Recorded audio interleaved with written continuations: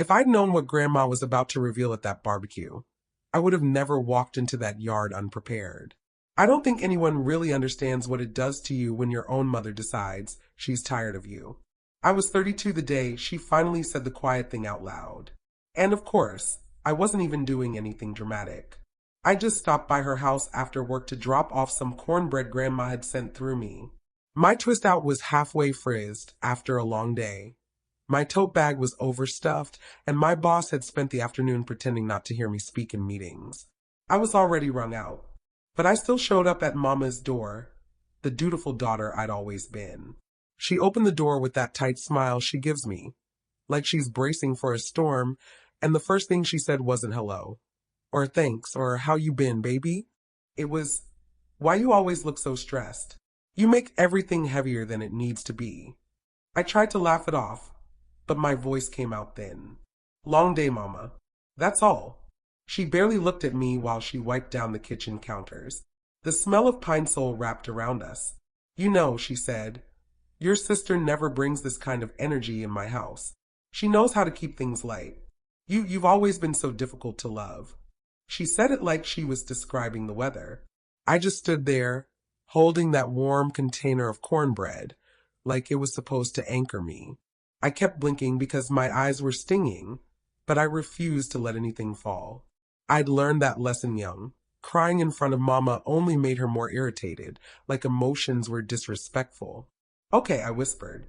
That's all I could manage. She didn't even notice the way I froze. She didn't look up. She just kept wiping the same spot on the counter like she could clean me right out of her life.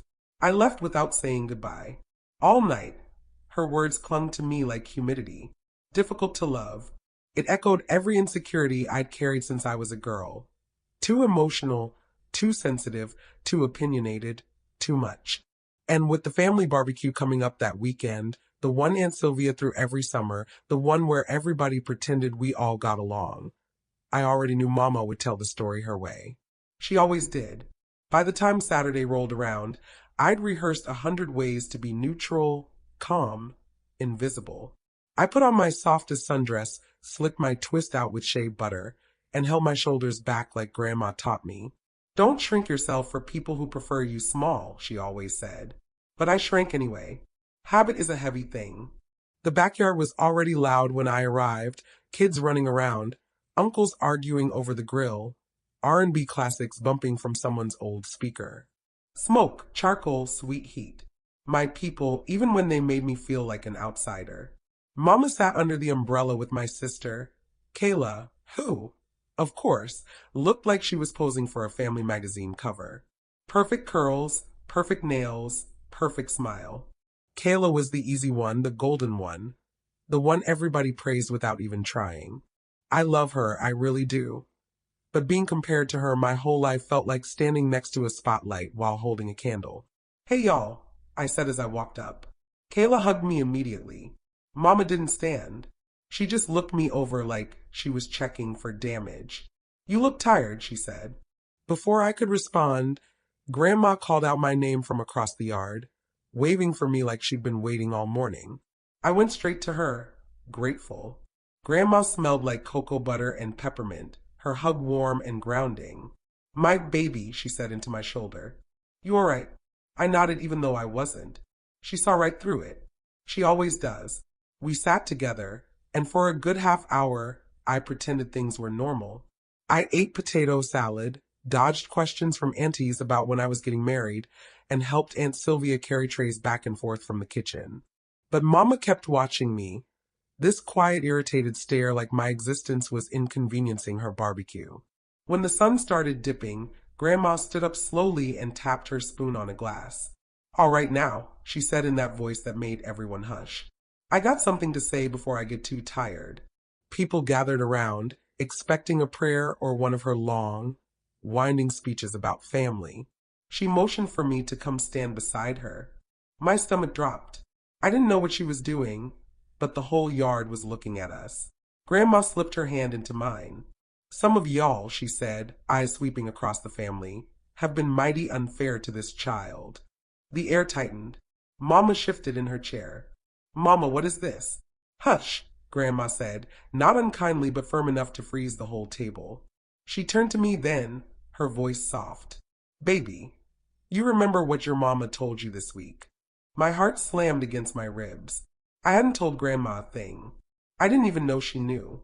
I looked over at Mama, whose eyes widened just enough for me to see panic flash through. She stood up. Mama, this is not. You called her difficult to love, Grandma said plainly, loud enough that every cousin in the yard heard it. Conversation stopped. Someone's kid dropped a Capri Sun. Even the music sounded too loud for a second. Mama, I didn't mean. But Grandma cut her off again. You've been saying it since she was little. My throat tightened. My palms went slick.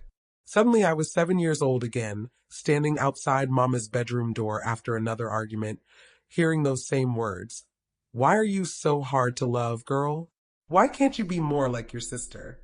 But hearing Grandma say it out loud, in front of everyone, felt like someone pulling the curtains back on a secret I'd been carrying alone.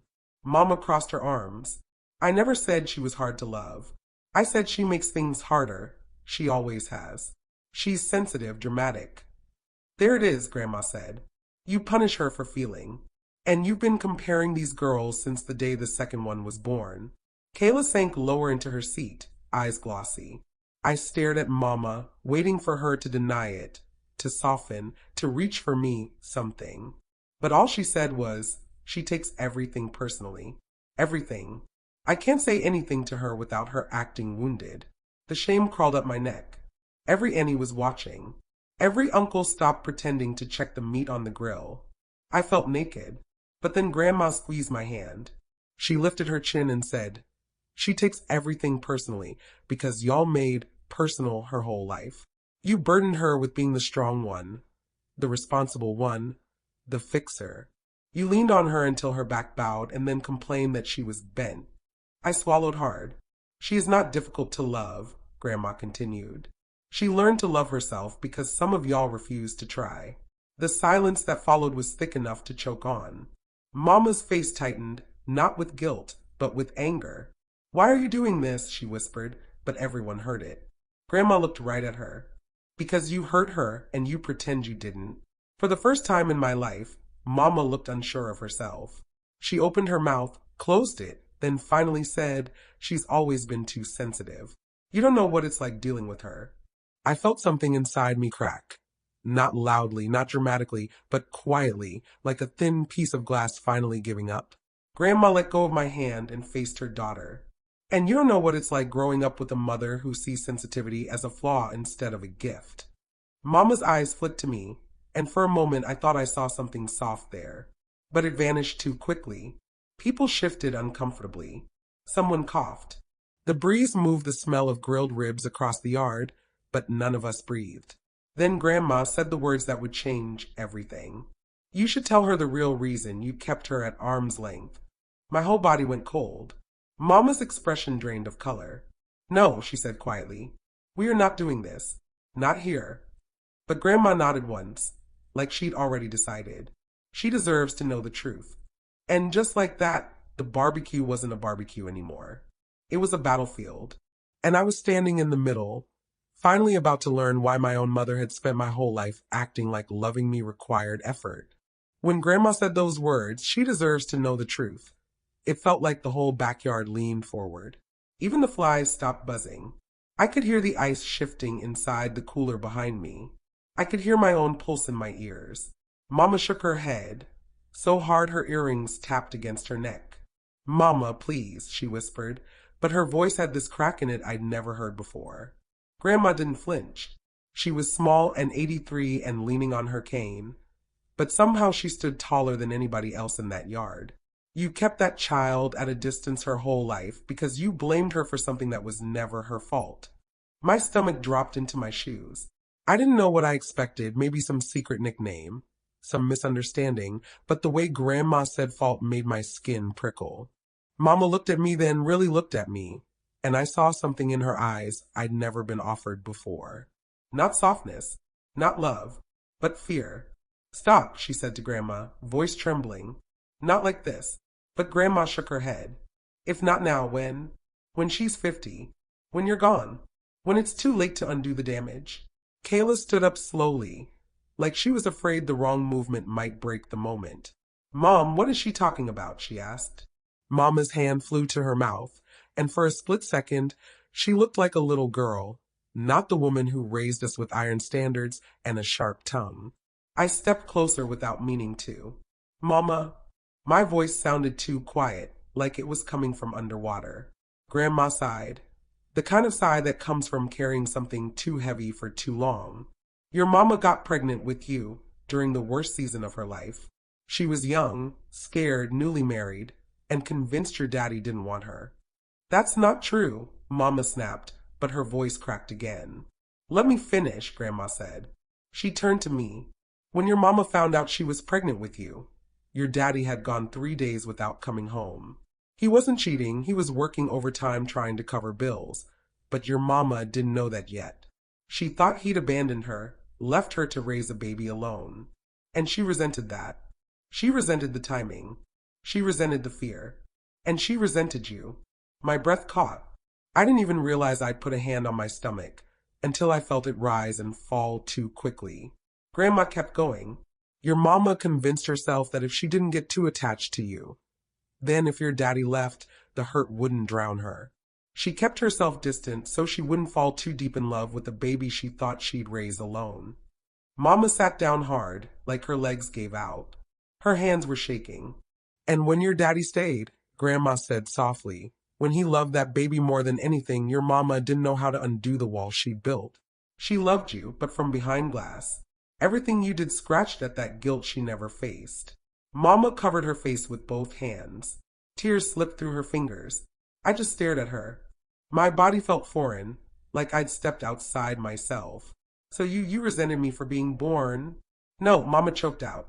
I resented myself, and I didn't know how to stop taking it out on you. Those words were quiet, but they hit something deep inside me, a place I'd buried under years of swallowing hurt. People around us pretended not to listen, but they were listening. Family always listens hardest when they shouldn't. I knelt in front of Mama, because I didn't trust my legs to hold me. All those years, I said, voice trembling. You thought I was difficult? She shook her head, but she wasn't looking at me. I thought you were the one who saw through me.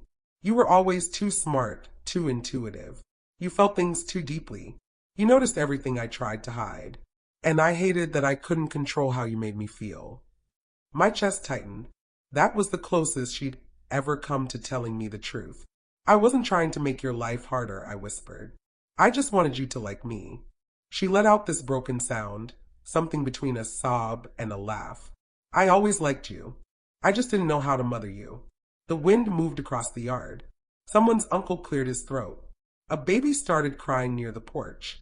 Everything kept living around us while my world shifted into something both heavier and lighter. Grandma sat back down, tired now. You can't heal what you pretend ain't hurting, she murmured. Kayla sat beside Mama and rubbed her back. She looked at me with eyes that finally understood something she'd always been insulated from. I didn't know, she said softly. I swear, I didn't know she treated you different because of that. Baby, you weren't supposed to know, Grandma said. Your mama made sure only one child carried that weight.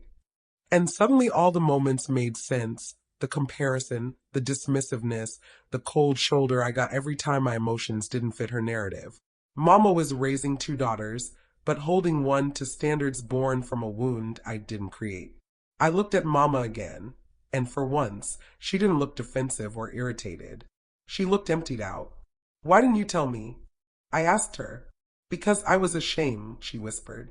Because every time I tried to make it right, you'd look at me with those big eyes, and I'd feel like I was failing you all over again. And instead of admitting I was wrong, I pushed you harder. I swallowed. My voice shook when I said, you called me difficult to love. Her face crumpled. I know. And it wasn't true, not even for a second. My eyes finally overflowed, hot tears sliding down my cheeks. I felt Grandma's hand on my shoulder, steady and warm. Say what you need to say, she whispered. So I did. You hurt me, I told Mama. You made me feel like something about me was broken. Like if I just talked softer, laughed less, cried less, achieved more, I'd finally earn whatever version of love you thought I deserved. She cried harder. You didn't have to earn anything. I was the one who couldn't give it right. We sat there in front of everybody, crying in a way that didn't feel embarrassing for once. It felt necessary, like the truth needed witnesses, so it wouldn't slip back into silence. After a while, Mama reached for my hand. Her grip was trembling and hesitant, but it was the first time she'd reached without expecting anything back. I'm sorry, she whispered, for all of it. I let the apology sink into me, not as an instant fix, not as a magic cure, but as a beginning, a door finally opening after decades of being locked. I want better, I said, but it's going to take time.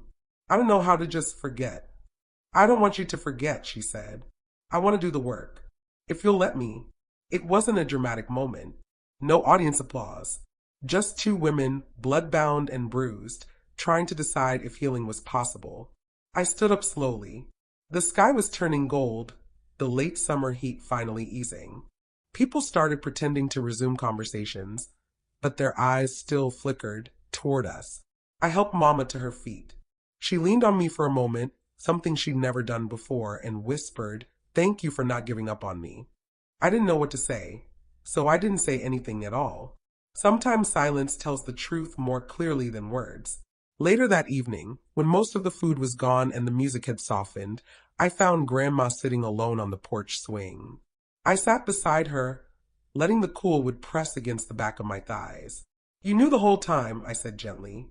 "I did," she admitted, "but it wasn't my story to tell, until it became something that was killing you." I leaned my head on her shoulder. "I don't know what happens next." Grandma rocked the swing with her foot, slow and steady, healing in a straight line. "Some days you'll feel close to her. Some days you'll remember something and feel far again. But now you know the truth, and truth is a seed. You water it with honesty, you prune it with boundaries, and it grows into something new." I closed my eyes. The cicadas hummed. Someone somewhere lit citronella candles. My chest felt less tight.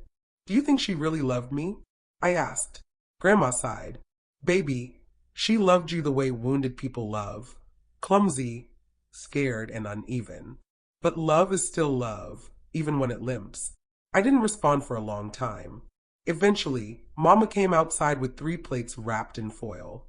"Take these home," she said softly. "I made sure you got the good ribs." That was her language, food, small gestures, quiet attempts. "Thanks," I said, and for the first time in a long time, the word didn't feel forced. When I drove home later, the night air rushed through my cracked window, cooling my skin.